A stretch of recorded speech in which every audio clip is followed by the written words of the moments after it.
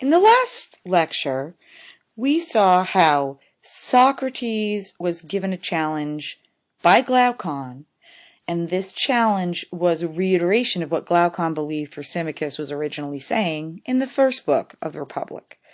In that challenge, we heard how a shepherd of the ancestor of Gyges would probably, and in fact the legend goes, did, take advantage of having impunity to do the worst that he could.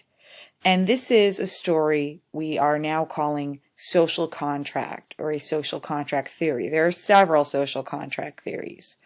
The idea is this, that people might not have any real reason to be good to one another. There's no such thing as good in itself.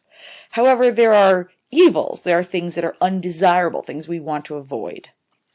And we agree not to harm one another so that we can have the peace of mind of avoiding those harms. And this is where ethics, morals, principles, rules, and laws come from. This is the origin of them. We invented them in a agreement or a truce.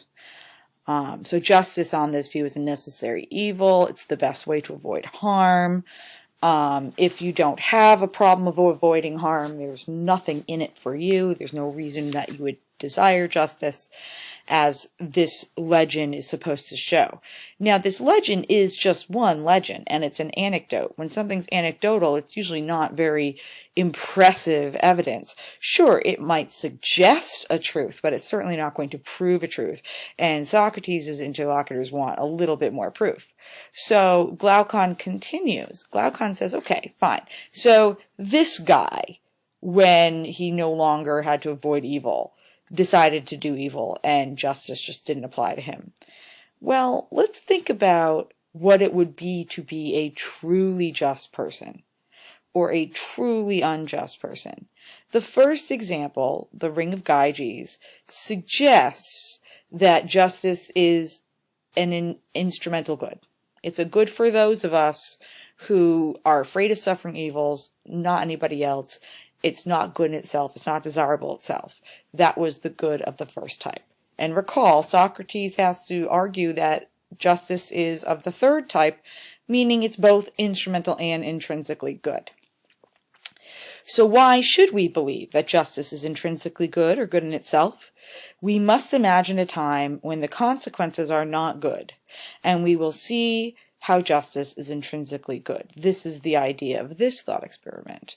Okay, so we've already looked at the Ring of Gyges. Let's look at the truly just man. What would it take for somebody to be truly just? We all can think of a man who is truly just if he behaves justly even when he is suspected of the opposite. The truly just man is just for its own sake. If consequential goods were absent, he would still be just, but this man has a terrible reputation and is suffering from persecution because of that reputation. So you might think of the biblical character Job, who is allegedly a very good man, and he's good even when all sorts of bad things are happening to him, even when he starts to sense that God is kind of letting things, go against him, even though he doesn't deserve it. The fact that he doesn't deserve it doesn't mean that he becomes a bad person. All right, so that's the idea of the truly just man.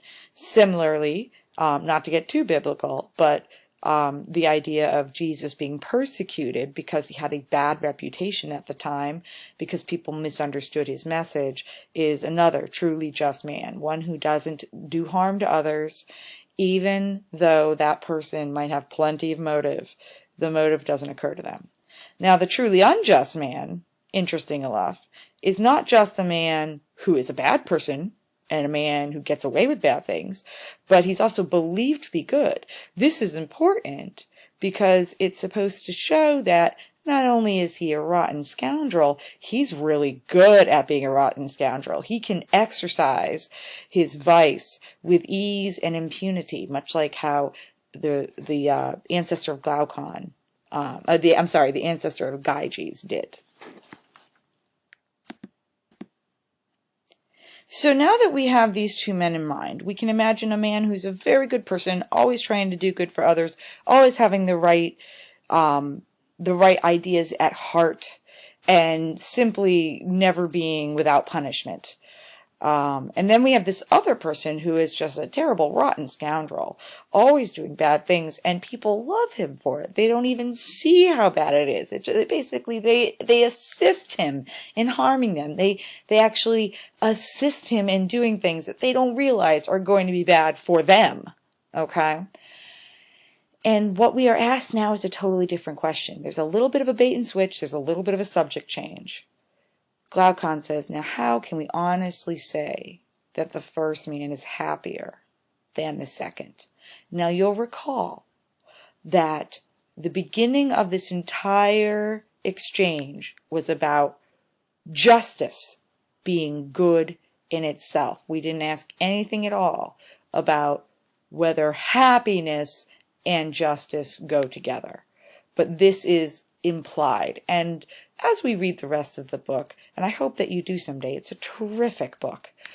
As you read the rest of the book, you realize that at least insofar as Plato's Socrates is proposing these ideas, they are supposed to be going hand in hand. But this is not necessarily a modern idea. So, the question now is, let's imagine there is such a thing as a person who's just, and they are just even if there are no good consequences for being just. Let's say somebody like Thrasymachus just would call that person crazy. But let's pretend such a person exists, and I think most of us probably know a person or two like this, hopefully.